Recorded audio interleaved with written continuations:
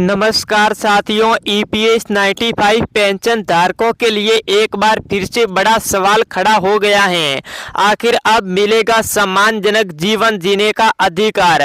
कब होगी न्यूनतम पेंशन में बढ़ोतरी और कब तक लाखों बुजुर्ग अपनी मांगों को लेकर इंतजार करते रहेंगे? इन सवालों के जवाब का इंतजार पूरे देश के पेंशनर्स कर रहे हैं। देश भर में ईपीएस 95 पेंशन को लेकर चर्चाएं लगातार तेज होती जा रही हैं। पेंशनर संगठनों का कहना है कि बढ़ती महंगाई के बीच वर्तमान पेंशन से जीवन यापन करना बेहद कठिन हो गया है। दवाइयों का खर्चा, घर का राशन, बिजली के बिल और रोजमर्रा की जरूरतें लगातार महंगी होती जा रही हैं। ऐसे में उनका मानना है कि अब पेंशन व्यवस्था में सुधार या फिर गंभीर से विचार किया जाना चाहिए। इसी बीच कई कर्मचारी और पेंशन धारक ये भी जानना चाहते हैं कि हायर पेंशन से जुड़े संबंधित मामलों में आखिर कितनी प्रगति हुई है। जिन लोगों ने आवेदन किया था वे अपने मामलों के निपटारे और आगे की प्रक्रिया पर नजर बनाए रखेंगे। ईपीएफओ से जुड़ी हर छोटी जानकारी लाखों लोगों के लिए महत्वपूर्ण बनी हुई है। पेंशनर संगठनों का कहना है कि उनकी मांग केवल आर्थिक सहायता की नहीं है बल्कि सम्मानजनक जीवन जीने की है। उनका मानना है कि वर्षों तक देश की अर्थव्यवस्था में योगदान देने वाले कर्मचारियों को सेवानिवृत्ति के बाद ऐसी व्यवस्था मिलनी चाहिए जिससे वे बिना आर्थिक चिंता के अपना जीवन जी सके। अब सबसे बड़ा सवाल ये है कि क्या आने वाले दिनों में सरकार इस मुद्दे पर कोई पहल करेगी? क्या श्रम मंत्रालय और ईपीएफओ की कोई और महत्वपूर्ण अपडेट सामने आएगी या फिर पेंशन धारकों को भी अभी और इंतजार करना पड़ेगा? साथियों, आज पूरे देश में लाखों ईपीएस 95 पेंशन धारकों की निगाहें एक ही सवाल पर टिकी हुई है।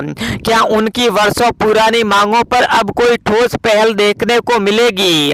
आखिर कब तक बुजुर्ग पेंशन अपनी न्यूनतम पेंशन बढ़ाने की मांग को लेकर अलग अलग मोर्चों पर आवाज उठाते रहेंगे?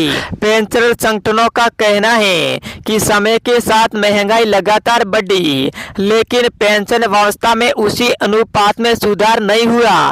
उनका तर्क है कि दवाइयाँ, इलाज, राशन, बिजली और दैनिक जरूरतों का खर्च पहले की तुलना में कई गुना बढ़ चुका है। ऐसे में सरकार से पेंशन व्यवस्था की समीक्षा करने की मांग कर रही है।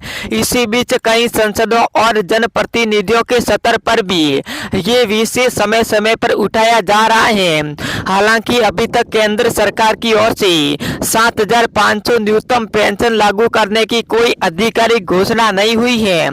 इसलिए फिलहाल सभी की नजर आने वाले सरकारी निर्णयों और आधिकारिक अपडेट पर बनी हुई है। दूसरी तरफ हायर पेंशन से जुड़े मामलों में भी हजारों कर्मचारी अपने आवेदन की स्थिति जानना चाहते हैं। कई लोगों का कहना है कि उन्होंने निर्धारित प्रक्रिया पूरी कर दी है लेकिन कार्रवाई और पीपीएफओ जारी होने का इंतजार अभी भी जारी है। ऐसे में ईपीएफओ की आगामी कार्रवाई भी चर्चा का विषय बनी हुई है। अब सवाल ये है कि क्या आने वाले दिनों में पेंशन धारकों को कोई राहत मिलेगी? क्या श्रम मंत्रालय इस मुद्दे पर कोई नई पहल करेगा और क्या लंबे समय से चली आ रही मांगों पर कोई सकारात्मक कदम उठाया जाएगा?